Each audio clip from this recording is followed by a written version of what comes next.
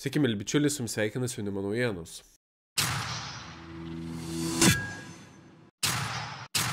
Noriu padėkoti visiems, kas prenumeruoja kanalą, pasidalina vaizdo įrašais, juos pakomentuoja ir paspaudžia patinka, nes tai yra didžiausias paskatinimas kurti toliau. Šią savaitę netruko svarbių įvykių. Rumunijos konstitucinis teismas anuliavo pirmojo šalies prezidento rinkimų turo rezultatus. Toks sprendimas priimtas gavus saugumo dokumentų įrodančių, jog yra pagrindo balsavimą rengti iš naujo. Kaip teigiama žiniasklaidoje, pirmajame prezidento rinkimų ture daugiausiai balsų surinko Kalinas Georgescu, kuris žadėjo pergalės atveju nutraukti pagalbą Rusijos užpultai Ukrainai. Na, pažvelkime šiek tiek į Jungtines Amerikos valstijas. Naujojo Jungtinių Amerikos valstijų prezidento Donaldo Trumpo sūnus Donaldas Trumpas jaunesnysis apie Rumunijos prezidento rinkimus parašė šitaip: pažiūrėkite, kas vyksta Rumunijoje. Konstitucinis teismas ką tik atšaukė pirmąjį jų prezidento rinkimų turą. Dar vienas Sorošo ir marksistų bandymas suklastoti rezultatus ir paneigti žmonių valią. Kita svarbi žinia. Sirijos prezidentas lėktuvu paliko Damaską, remdamasis Reuters praneša Sky News. Sirijos sukilėliai perėmė sostinę Damaską. Trečiadienio vakarą Prancūzijos įstatymų leidėjai per balsavimą dėl nepasitikėjimo nuvertė Michelio Barnerio vyriausybę po vos 3 mėnesių darbo. Pirmą kartą per 60 metų Nacionalinė asamblėja priėmė pasiūlymą dėl nepasitikėjimo esamą vyriausybę, kuri pateikė kraštutinė kairė, tačiau parėmė ir Marine Le Pen vadovaujami kraštutinės dešinės politikai. Įdomu skaityti žiniasklaidos parengtą medžiagą. Toks jausmas, kad nebeliko tiesiog dešinės ar kairės. Visi yra kraštutiniai kairieji ar dešinieji. Na ir Prancūzijos ministras pirmininkas Michelis Barnieras po jo centro dešinės vyriausybei parlamente pareikšto nepasitikėjimo įteikė atsistatydinimo pareiškimą. Grįžkime į Lietuvą. Ketvirtadienį Seimas priėmė rezoliuciją dėl padėties Sakartvele ir Sakartvelo europinės ateities, kuria pasmerktas smurtas prieš protestuotojus ir raginama surengti naujus parlamento rinkimus. Už rezoliuciją balsavo 109 Seimo nariai, prieš buvo vienintelis valstietis Valius Ąžuolas. Trumpai pasiklausykime, kodėl Valius Ąžuolas nesutiko su šia rezoliucija. Na, iš tikrųjų, ši rezoliucija yra totalios veidmainystės labai geras pavyzdys. Paruošė komitetas, ne komitetas, Urmas paruošė, su Landsbergiu priešaky. Tada bandėm taisyti, pritaisėm nesąmonių, dabar ale ištaisėm. Bet vis tiek veidmainystė ir dvigubi standartai ten palikti.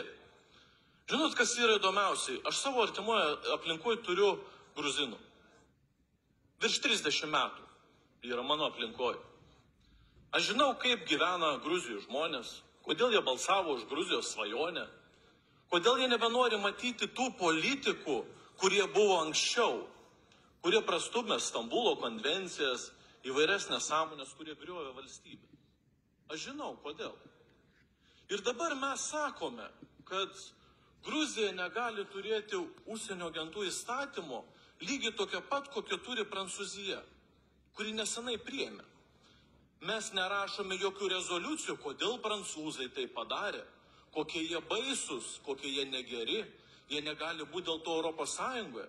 Kažkaip nėra tokių rezoliucijų. Tada pažiūrėkime dėl nepilnamečių apsaugos įstatymų.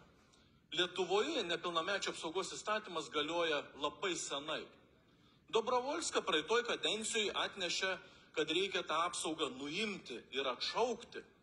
Tai netgi konservatoriai ir buvęs Seimas balsavo prieš tos apsaugos nuėmimo nuo nepilnamečių. Taip, nubalsavom, nenuėmėm. Ta apsauga liko. O ką mes sakom? Dėl to Kartvelai, jeigu yra šis įstatymas pas juos, jie dėl to negali stoti į Europos Sąjungą. Ar jūs įsivaizduojate, ko jūs prašote Kartvelų? Pas Kartvelus vaikai yra šventa. Ir jie už vaikus atiduos viską, kad juos apsaugotų. Ir jie priėmė tą įstatymą, kad apsaugoti nepilnamečius.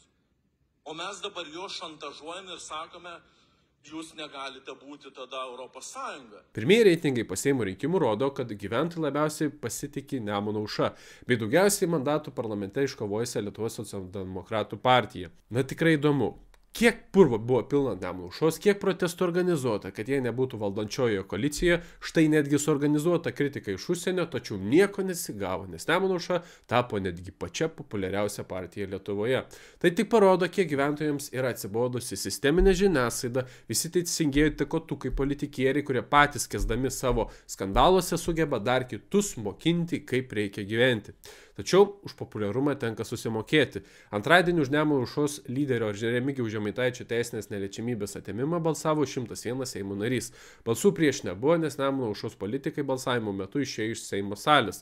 Susilaikiusiųjų taip pat nebuvo. Remigijus Žemaitaitis tribūnoje parlamentarams teigė nesutinkantis su generalinės prokurorės noro naikinti jo teisinę neliečiamybę. Tai yra absoliučiai politinė byla, tai yra absoliučiai politinis susidorojimas, sakė jis.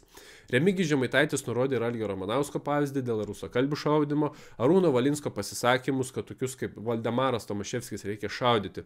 Na iš tiesų, taiklus pastebėjimai. Vieni tiesiai šviesiai pasako, kad tam tikras visuomenės grupės reikėtų šaudyti ir nieko tyla. Na ir pasiekėme rubriką.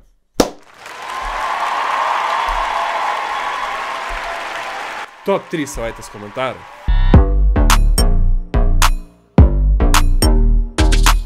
Trečioji vieta. Po vaizdo įrašų naujausi reitingai Nemuno aušra tampa populiariausia partija, Rita pakomentavo, tai kur prapuolė protestai ir protestuotojai. Liaudis laukia, kad nuoširdžiai kovotumėt už Nemuno aušros reitingus. Na iš tiesų, taiklus pastebėjimas, toks milžiniškas Nemuno aušros puolimas sukėlė ir didžiulį šios partijos palaikymą. Antroji vieta. Šią savaitę kėlėme vaizdo įrašą.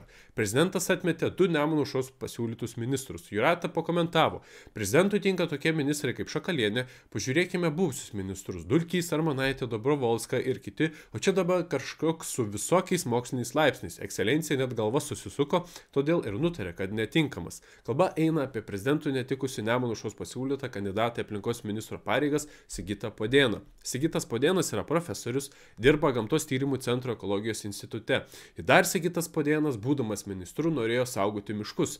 Negalima kalbėti už visus ministrus, tačiau yra tokių asmenų, kurie atrodytų patvirtinami specialiai būti ministrais, ne tam, kad gerai tvarkytųsi ministerijos kompetencijos srityje kaip švietime, teisinėje sistemoje, sveikatos sistemoje ir taip toliau, o kaip tik neturėdami tinkamų išsilavinimo, o tik kvailą užsispyrusią ambiciją, kaip tik griautų atitinkamas rintis. Pirmoji vieta. Po vaizdo įrašų pavadinimu teismas pripažino 2 mamas tos pačios lyties šeimoje. Ar tikrai?